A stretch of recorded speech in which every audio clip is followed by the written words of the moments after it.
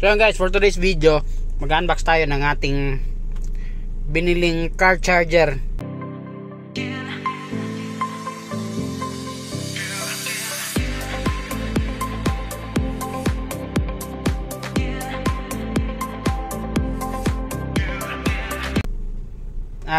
Para dito sa ating sasakyan.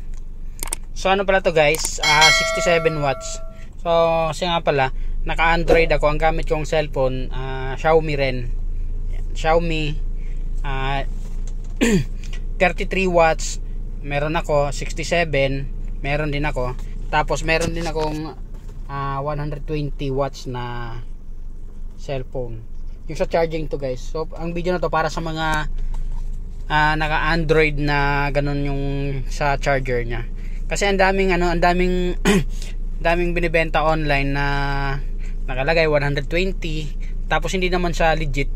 Kumbaga hanggang quick charge lang. Pero ito talaga mismo, itong unit na to, pag sinalpak mo to sa unit mo, dapat talaga ang performance niya, halimbawa 67 watts, dapat ang performance niya katumbas niya talaga yung nasa nakukuha niyang power sa adapter ng cellphone, yung sa pinaka charger niya mismo guys. So dapat yun parehas din siya.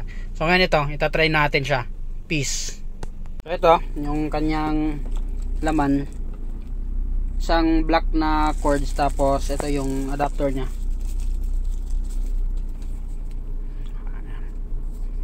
black. Tapos dalawa yung socket niya, isang malaki, tapos isang type C. Yan. So nakalagay, yan, 67 watts ang nakalagay guys. Subukan natin. Ito yung kanyang cord. Yan. Nasa ano to guys, nasa mga 1 meter siguro. Ano nga pala to, type C to type C yung kanyang cord. Maganda, makapal siya. Yan. Type C to type C. So ngayon nandito yung ating saksakan. So ito yung nakalagay sa kanya dyan, yung sa sigarilyo yan guys. Sasaksak natin. Uy, umilaw. Nice Tapos try natin dito saksak. Papunta dito sa phone natin na Black Shark, kung anong magiging reaction niya sa kanyang charging.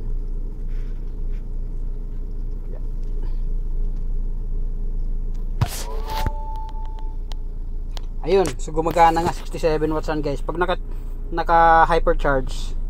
Pero pag sa akin kasi nakalagay dyan 120. Ayos. Maganda siya. Saglit lang ma-full charge yan. Tapos ito-test din natin yung maganda sa kanya. May ilaw siya.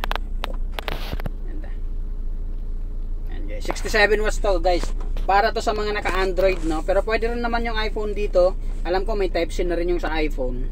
Pwede rin siya. Kaya lang hindi ko alam kung ilang watts sila. Tapos pwede rin sumaksak dito yung mga ibang ano. Guys, ang ganda ng ilaw. Yan o. Yun. Ay, nag-iiba pa siya ng kulay. Ayan, nag-hypercharge siya. So, ibig sabihin, 67 watts talaga siya. Ayan. Nag-iiba pa siya ng kulay. Ang ganda. Tapos guys, ito yung sa 33 watts natin. Hugutin na lang natin siya dito. Ayan. So, tingnan natin. Magto-turbo charge siya dapat. Ayan, ang ganda. Solid to. Para kang nakasaksak talaga mismo sa adapter ng ating mga charger. Dahil sa car charger na to. Yun lang guys, sinare ko lang. Follow for more. Subscribe to our YouTube channel. Peace.